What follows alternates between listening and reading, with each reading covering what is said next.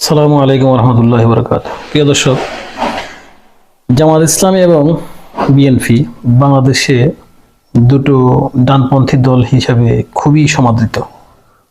গতকাল 19 জুলাই বাংলাদেশ জামাত ইসলামের ব্যানারে যে জাতীয় মহাসমাবেশের আয়োজন করা হয়েছে ঢাকা সোহরাওয়ার্দী উদ্যানে, সেখানে হাজার নয় লক্ষ মানুষের উপস্থিতিতে অত্যন্ত চমকপ্রদ এবং দিক নির্দেশনাপূর্ণ বক্তব্য দিয়েছেন জামাতের আমির ডক্টর মোহাম্মদ শফিকুর রহমান সাহেব।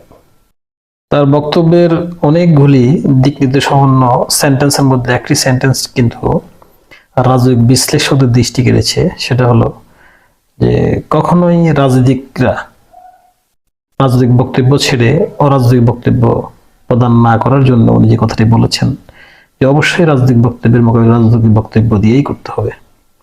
অর্থাৎ আপনারা রাজনৈতিক বক্তব্য দিন, কখনো রাজনৈতিক বক্তব্য দিবেন না। অর্থাৎ সবাইকে তিনি রাজনৈতিক বক্তব্য দেওয়ার সময় যাতে এক দল অন্য দলকে বিদ্বেষপূর্ণ কোনো বক্তব্য থেকে বিরত থাকার আহ্বান করেছেন এই বক্তব্যের মধ্য দিয়ে।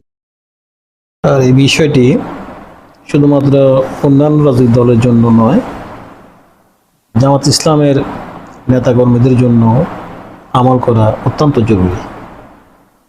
এখন রাজনৈতিক বিশ্লেষকদের মন্তব্য হচ্ছে দেশের মানুষ এখন বিএনপির পক্ষ থেকে একটা মহাসমাবেশ হয়তো কামনা করছে, যে মহাসভার মধ্যে দিয়ে বিএনপিও তাদের এ ধরনের জনবান্ধব সম্পূর্ণ কর্মসূচি এবং তাদের বক্তব্য দিয়ে রাজনৈতিকভাবে প্রতিযোগিতা করবেন, প্রতিহিংসা নয় প্রতিযোগিতা করবেন।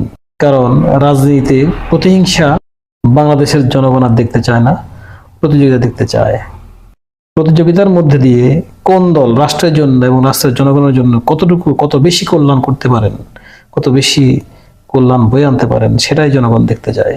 এটাই হচ্ছে আগামী বাংলাদেশের এবং আগামী বাংলাদেশের ভবিষ্যৎ প্রজন্মের চাওয়া।